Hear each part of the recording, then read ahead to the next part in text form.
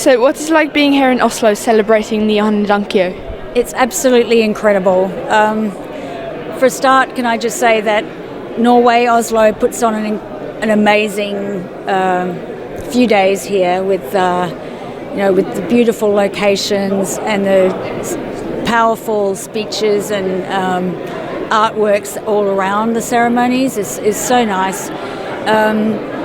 But most importantly, having the hibakusha here, Nihon Hidankyo here, they're in their 80s and 90s, and they're not going to be with us for much longer. So it's very powerful that they're here to give their testimonies again for one of the last times they can do so in public and be heard.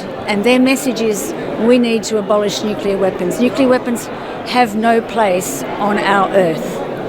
That's their message, and I think we need to heed that call and act on that while they're still here to see it happen.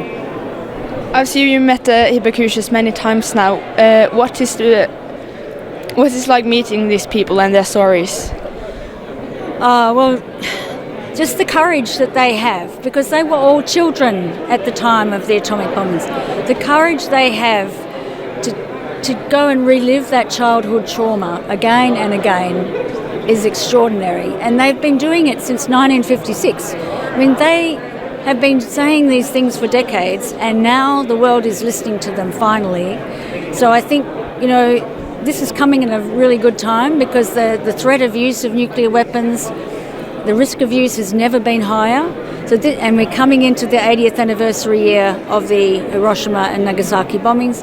So this is a key time, a key moment for the world to think about what we're doing. The world's at a crossroads. We can continue down the path of confrontation and militarization and proliferation, which is a downward spiral to annihilation. Or we can go the other way, which is the Treaty on the Prohibition of Nuclear Weapons way, and it's dialogue, diplomacy and disarmament. And that's what the hibakusha are talking about. What message would you send to that nation that continues to justify the possession of nuclear weapons from deterrence? Well, deterrence is a very, very flawed theory. For a start, you require 100% rationality and predictability by all actors, including one's enemies, 100% of the time. You require full knowledge of your enemy's intentions. And there are many things that can't be deterred, like accidents and miscalculations and unhinged leaders and terrorist groups and cyber attacks. And so it's a folly for the world's security to be based on this theory that is so deeply flawed, because deterrence only has to fail once for the world to die. That's why it's not acceptable. We're talking about the difference here between existence and non-existence. This should not be talked about as a sort of security issue and nuclear weapons providing stability and so forth. No, we're talking about everybody's existence. And that's what's crazy in these discussions that go on in the security and disarmament forum. It's all very anaesthetised.